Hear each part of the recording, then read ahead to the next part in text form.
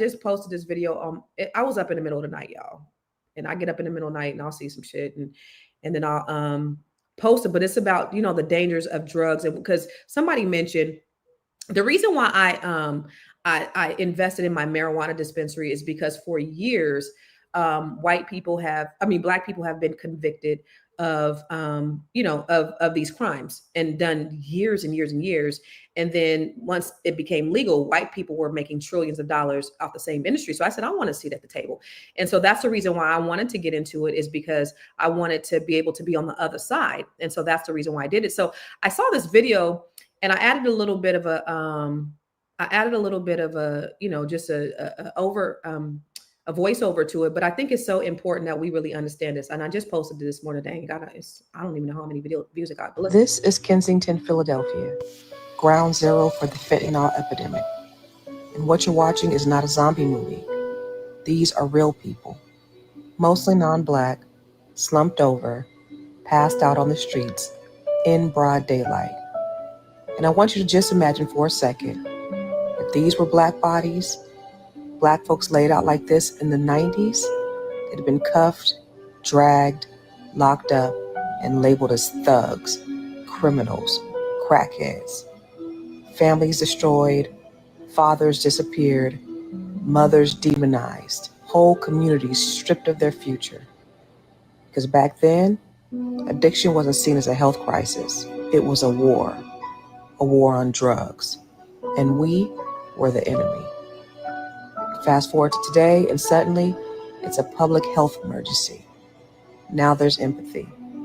Now there's funding. Now there's treatment and understanding and compassion.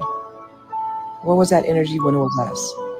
Where was that grace when it was our mamas, our cousins, our friends? See, this is not just about addiction. It's about race. It's about policy.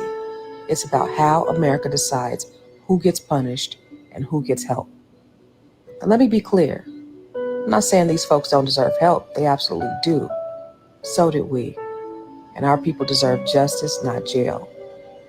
So while they're cleaning needles and outreach vans, we got mass incarceration and generational trauma. Don't talk to me about progress until we acknowledge the pain that we've been forced to carry. This is why I do what I do. This is why I teach what I teach. Because until we shift the system, black communities will keep paying a price for what the rest of the world gets compassion for. And I ain't here for that.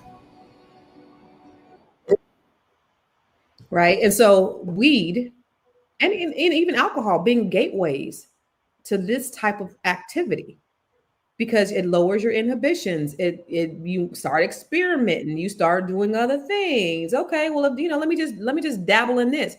And in Stockton, where I lived before I moved here, I knew so many people who died of fentanyl overdoses. Mm-hmm. It's a thing. It's running rampant, and it was a lot of our young men that were dying in these fentanyl overdoses. But it starts with the alcohol. It starts with the weed. It starts with opening up yourself up to these demonic influences. And I'll tell you one reason why I stopped. I used to smoke weed when I was younger, not all the time, but I would smoke, as a young person, right? And I was smoking with my homeboy Mark, and we were smoking, and I was 21, and I said, I just don't like the way this makes me feel. It just feels like every time I inhale, this is weird. Every time I inhale, I feel like more of me is going away and something else is coming inside.